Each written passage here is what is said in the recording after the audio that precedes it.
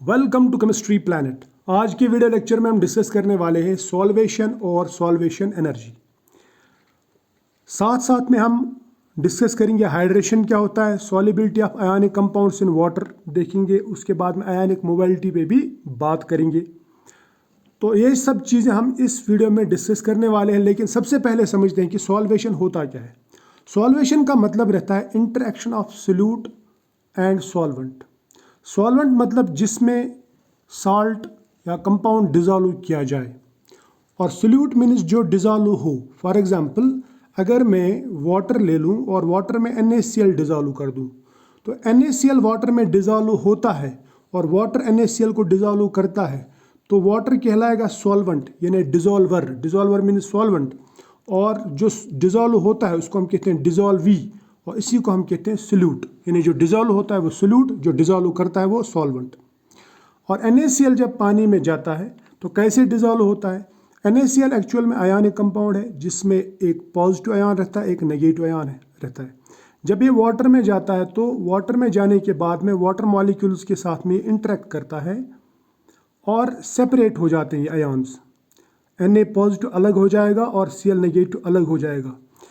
Na positive के surrounding में भी वाटर मॉलिक्यूल्स इसको घेरेंगे, इसके साथ लिपट जाएंगे, और Cl नेगेटिव के साथ में भी वाटर मॉलिक्यूल्स यहाँ पे लिपट जाएंगे, इसको घेरेंगे।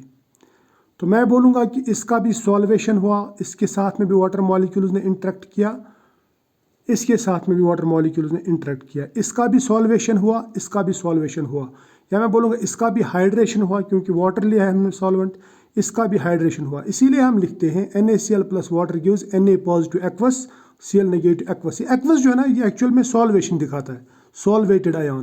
क्लियर? इसका मतलब Na पॉजिटिव का सॉल्वेशन हुआ है। अब ये सॉल्वेशन होता कैसा, ये मैं आपको पहले दिखाऊंगा। देखिए, Na पॉजिटिव आयन होगा वाटर में, जब ये जाएगा Na पॉजिटिव, तो इसके ऊपर पॉजिटिव चार्ज है, ये वाटर मॉलिक्यूल के नेगेटिव पोल्स को अपनी तरफ अट्रैक्ट करेगा। वाटर में दो पोल्स रहते हैं, हाइड्रोजन के ऊपर रहता है पॉजिटिव पोल और ऑक्सीजन नेगेटिव पोल। तो नेगेटिव पोल्स इस पॉजिटिव आयन की तरफ अट्रैक्ट होंगे, तो यहाँ पे एक वीक इंटरेक्शन होगी जिसे हम कहते हैं आयन डायपोल इंटरेक्शन। तो एक लेयर बनेगी वाटर मॉलिक्यूल्स की सोडियम आयन के ऊपर। अब ये वाटर मॉलिक्यूल्स का जो दूसरा पोल है पॉजिटिव पोल के साथ में बाकी मॉलिक्यूल्स, बाकी वाटर मॉलिक्यूल्स यहाँ पे हाइड्रोजन बॉन्ड्स बनाते हैं। तो यहाँ पे एक दूसरी लेयर बन जाती है, इस लेयर के ऊपर और एक लेयर बन जाती है। इसे हम कहते हैं अंदर वाली लेयर को प्राइमरी लेयर, और ये जो दूसरी लेयर बन गई उसको हम कहेंगे सेकेंडरी लेयर। इस सेकेंडरी लेयर के ऊपर और एक लेयर बनेगी, उसे हम कहेंगे टर्शरी लेयर। तो इसका मतलब इस पे लेयर बन जाता है, टर्शरी लेयर बन गया। तो ये जो इंटरेक्शन है, ये इंटरेक्शन ये पॉजिटिव आयन के साथ में भी होगी और ये नेगेटिव आयन के साथ में भी होगी। नेगेटिव आयन यानी क्लोराइड आयन के साथ में कैसे होगी? क्लोराइड आयन पे नेगेटिव चार्ज है, तो नेगेटिव चार्ज नेगेटिव पोल्स को तो अट्रैक्ट नहीं करेगा, लेकिन वाटर मॉलिक्यूल्स के पॉजिटिव पोल्स को अपनी तरफ अट्रैक्ट करेगा, और यहाँ पे आयन डायपोल इंटरेक्शन होगी। यानी आयन क्लोराइड आयन का पॉजिटिव पोल्स के साथ में इंटरेक्शन होगा, positive poles of water molecule, जिसे हम कहेंगे आयन डायपोल इंटरेक्शन। ठीक है, तो इसका मतलब यहाँ पे Na पॉजिटिव पे भी वाटर मॉलिक्यूल्स आ जाते हैं, Cl नेगेटिव पे भी वाटर मॉलिक्यूल्स चिपक जाते हैं, इसके साथ में इंटरेक्ट करते हैं। इसका भी हाइड्रेशन होता है, इसका भी हाइड्रेशन होता है। मैं बोलूँगा फिर यहाँ पे सोडियम एक्वस या क्लोराइड एक्वस बनते हैं, सोडियम एक्वस और क्लोराइड एक्वस बनते हैं। इनको हम कहते हैं हाइड्रेटेड आयन्स, इसीलिए हम इनको लिखते हैं Na aqueous, Na positive aqueous, Cl negative aqueous. Aqueous यहाँ पे दिखाता है एक्चुअल में कि इनके ऊपर हाइड्रेशन हुआ है, ये हाइड्रेट हुए हैं, इनके ऊपर सॉल्वेंट मॉलिक्यूल्स चिपक गए हैं, वाटर मॉलिक्यूल्स। ठीक, और ये जो इंटरेक्शन है, चाहे वो पॉजिटिव आयन का नेगेटिव पोल के साथ में हो या नेगेटिव आयन का, यहाँ पे नेगेटिव आयन लूँगा मैं इन जनरल, नेगेटिव आयन का पॉजिटिव पोल के साथ में हो, ये जो इंटरेक्शन है ना, ये एक तरह का बॉन्ड है, वीक बॉन्ड है। और बॉन्ड फॉर्मेशन आपको मालूम है कि ये एक्सोअर्जिक रहता है, एक्सोथर्मिक रहता है, यानी यहाँ पे एनर्जी रिलीज होती है। जब भी बॉन्ड बनता है तो एनर्जी रिलीज होती है। अब एनर्जी रिलीज होगी तो इस एनर्जी को हम एक नाम देते हैं, और वो नाम है सॉल्वेशन एनर्जी या हाइड्रेशन एनर्जी। अब अगर आपसे कोई पूछे कि हाइड्रेशन एनर्जी या सॉल्वेशन एनर्जी क्या है, तो उससे कहना कि जब हम 1 मोल सोल्यूट सॉल्वेंट में डालते हैं, फॉर एग्जांपल वाटर में, तो वहाँ पे 1 मोल सोल्यूट का सॉल्वेशन जब होगा या हाइड्रेशन जब होगा, हाइड्रेशन के टाइम पे जो एनर्जी रिलीज होगी 1 मोल सोल्यूट के साथ में जब सॉल्वेशन होगा, उस टाइम पे जो एनर्जी रिलीज होगी, उस एनर्जी को हम कहते हैं सॉल्वेशन एनर्जी, या कहते हैं इसको हाइड्रेशन एनर्जी। ये बात याद रखना, जितना इंटरेक्शन स्ट्रांग होगा उतना हाइड्रेशन एनर्जी या सॉल्वेशन एनर्जी ज़्यादा निकलेगा वहाँ से। अब ये इंटरेक्शन में ऐसे बता सकता हूँ कि जितना सॉल्वेशन ज़्यादा होगा उतना सॉल्वेशन एनर्जी भी ज़्यादा होगा। अब ये सॉल्वेशन या सॉल्वेशन एनर्जी किस चीज़ पे डिपेंड करेगा? ये डिपेंड करेगा कि सोल्यूट मॉलिक्यूल्स पे, या सोल्यूट जो पार्टिकल्स हैं या आयोन्स हैं, उनके ऊपर चार्ज कितना है और सॉल्वेंट कितना पोलर है, या मैं बोलूँगा सोल्यूट सॉल्वेंट इंटरेक्शन कितना हो रहा है स्ट्रॉन्ग। जितना स्ट्रॉन्ग इंटरेक्शन होगा उतना सॉल्वेशन ज़्यादा होगा और उतना सॉल्वेशन एनर्जी भी ज़्यादा होगा। दूसरा डिपेंड करेगा ये पोलरिटी ऑफ सॉल्वेंट, जितना सॉल्वेंट पोलर होगा, जितने उसके डायपोल स्ट्रॉन्ग होंगे, और जितना सोल्यूट के ऊपर, सोल्यूट आयन के ऊपर चार्ज ज़्यादा होगा, उतना यहाँ पे इंटरेक्शन स्ट्रॉन्ग होगा, उतना सॉल्वेशन ज़्यादा होगा, सॉल्वेशन एनर्जी भी ज़्यादा निकलेगा। इसी तरह से ये डिपेंड करता है टेम्परेचर पे और size of solute and solvent. देखिए सोल्यूट पार्टिकल का साइज़ जितना छोटा रहे उतना अच्छा है, लेकिन सॉल्वेंट पार्टिकल का, सॉल्वेंट मॉलिक्यूल का अगर साइज़ बड़ा है तो उससे सॉल्वेशन कम हो जाती है, क्योंकि जो सॉल्वेंट्स है वो एक दूसरे को नज़दीक ज़्यादा आने नहीं देते, वो वहाँ पे एक स्टीरिक हिंड्रेंस क्रिएट करते हैं। तो ये मैं आपको आगे थोड़ा बताऊँगा। फिलहाल आपको एक चीज़ याद दिलाऊँ कि ये सॉल्वेशन जो है ये सरफेस एरिया पे डिपेंड नहीं करता, आयन की सरफेस एरिया। आप सोचेंगे बड़ा आयन है तो उस पर ज़्यादा वाटर मॉलिक्यूल्स चिपक जाएंगे, ऐसा नहीं है। ये एक आयन डायपोल इंटरेक्शन है, आयन और डायपोल के बीच में इंटरेक्शन रहती है। ये आयन डायपोल इंटरेक्शन तब ज़्यादा होगा जब यहाँ पे चार्ज डेंसिटी ज़्यादा होगी और इसकी पोलरिटी ज़्यादा होगी। ये आयन के सरफेस एरिया पे डिपेंड नहीं करता, इसलिए बड़े आयन्स का ज़्यादा सॉल्वेशन होगा, ऐसा कभी दिमाग में मत लाना। आयन डायपोल इंटरेक्शन जो है, यानी सोल्यूट सॉल्वेंट इंटरेक्शन, वो पोलरिटी ऑफ सॉल्वेंट और चार्ज डेंसिटी ऑफ सोल्यूट पे डिपेंड करेगा। ये आपको मैं पहले भी बता चुका हूँ। इसका मतलब ये हुआ कि solute with small ionic size has higher solvation and solvation energy. क्यों? क्योंकि जितना साइज आयन का ज़्यादा रहेगा उतना चार्ज पर यूनिट एरिया, या मैं बोलूँगा पर यूनिट वॉल्यूम ज़्यादा रहेगा, तो चार्ज डेंसिटी ज़्यादा होगा। तो सॉल्वेशन हो या सॉल्वेशन एनर्जी हो, ये चार्ज डेंसिटी पे डिपेंड करता है। और चार्ज डेंसिटी किस पे डिपेंड करता है? It is directly proportional to charge on ion. ठीक है, जितना चार्ज इस पे ज़्यादा होगा उतना चार्ज डेंसिटी ज़्यादा होगा, और जितना साइज़ कम होगा आयन का उतना चार्ज डेंसिटी ज़्यादा होगा। तो charge density is directly proportional to charge on ion but inversely proportional to size of ion. अब मैं आपको एग्जांपल्स देता हूँ एल्कली मेटल्स की। एल्कली मेटल्स में अगर आप साइज़ देखेंगे, लिथियम का साइज़ सबसे छोटा रहता है क्योंकि इसमें लिथियम आयन का एक ही शेल है। सोडियम आयन में 2 शेल्स, 3 शेल, 4 शेल, 5 शेल, तो इनका साइज़ जो है ना बढ़ता जाता है। लिथियम से ज़्यादा सोडियम का, फिर पोटेशियम, फिर रुबिडियम, फिर सीसियम। तो साइज़ तो बढ़ रहा है, चार्ज लेकिन सबका सेम है, एक एक पॉजिटिव चार्ज। ठीक है, तो चार्ज सेम है तो वॉल्यूम बढ़ रहा है। तो चार्ज सेम है, वॉल्यूम बढ़ रहा है, वॉल्यूम ज़्यादा मीन्स चार्ज डेंसिटी कम।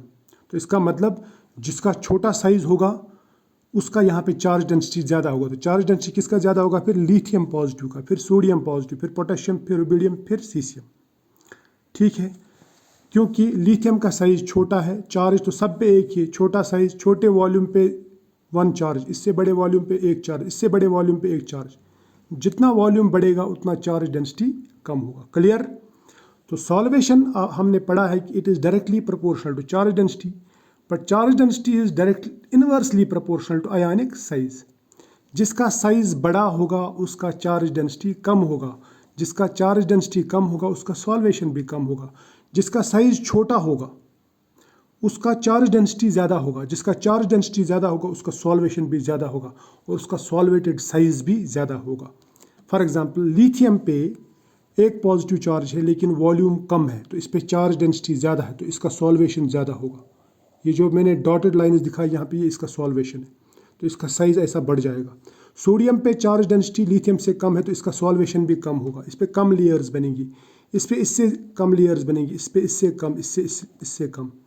तो इसका मतलब जिस आयन का ओरिजिनल आयनिक साइज ज़्यादा है उस पे सॉल्वेशन कम होगी, तो उसका सॉल्वेटेड आयन का जो साइज होगा वो कम होगा। जैसे सीसियम यहाँ पे बड़ा है लेकिन इसका सॉल्वेटेड आयन छोटा है, लिथियम यहाँ पे छोटा है लेकिन उसका सॉल्वेशन ज़्यादा होता है, तो इसका मतलब इसका हाइड्रेटेड आयन का साइज या सॉल्वेटेड आयन का साइज यहाँ पे ज़्यादा है। क्लियर।